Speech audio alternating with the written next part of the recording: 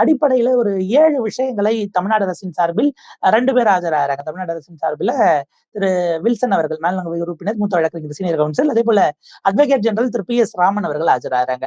இன்னொரு பக்கம் அந்த தரப்பில் வந்து பாத்தீங்க அப்படின்னா, ஒரு இன்னொரு சீனியர் கவுன்சில தான் கூப்பிட்டு வராங்க. அவர் ஆஜராகிறாரு. இந்த வழக்கை போட்டவரே பாஜகவை சேர்ந்த வெங்கடாஜலபதி அப்படின்னு சொல்லக்கூடிய ஒரு வழக்கறிஞர் தான். இப்ப எங்க கேள்வி ரைஸ் ஆகுதுன்னா, இந்த வழக்கு கொண்டு வரப்பட்ட விதமே நமக்கு பிரச்சனைக்குரியதாக இருக்கிறது. ஏன்னா வழக்க போடக்கூடியவர் அவர் வந்து பாத்தீங்கன்னா உங்களுக்கு திருநெல்வேலியை சார்ந்தவர்ங்கிறாங்க.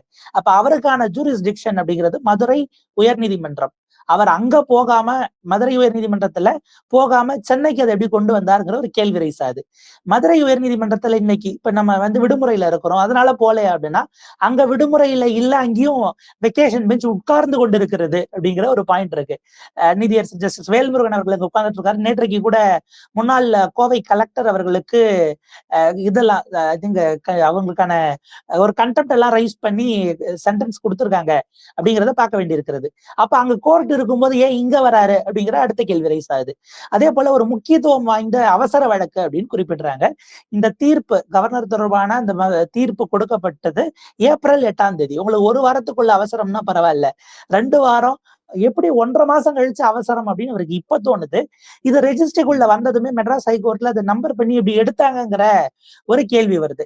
Justice GR. சுவாமிநாதன் அவர்கள் அவருக்கு பேசிக்க அடிப்படையில மதுரையினுடைய கோர்ட் தான், மதுரை கிளையில தான் அவங்களுக்கான ஜூரிஸ்டிக்ஷன். வெக்கேஷன் பெஞ்சில் அவர் இங்கு உட்காரும் பொழுது அது அவசர வழக்காக கொண்டு வரப்பட்டு எடுக்கப்படுகிறது அப்படிங்கிற ஒரு கேள்வியையும் ரைஸ் பண்றாங்க. இததான் ஒரு வார்த்தை லீகலி பேசும்பொழுது சொல்லுவாங்க, ஃபோரம் ஷாப்பிங் அப்படிம்பாங்க.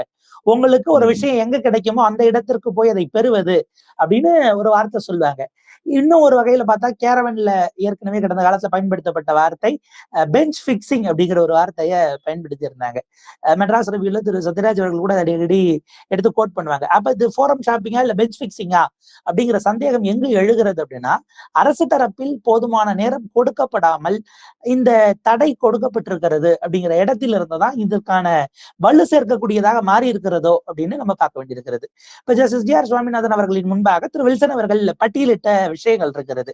முதல் விஷயம், இந்த பொதுநல வழக்கு பப்ளிக் இன்ட்ரெஸ்ட் லிட்டிகேஷன்ங்கிறது பொலிட்டிக்கலி மோட்டிவேட்டட், அதற்கு அரசியல் உள்நோக்கம் இருக்கிறது அப்படிங்கிற ஒரு விஷயத்த அவர் முன்வைக்கிறார். அங்க வாதத்திலுமே கூட இவர் பாஜக காரராக இருக்கிறார்.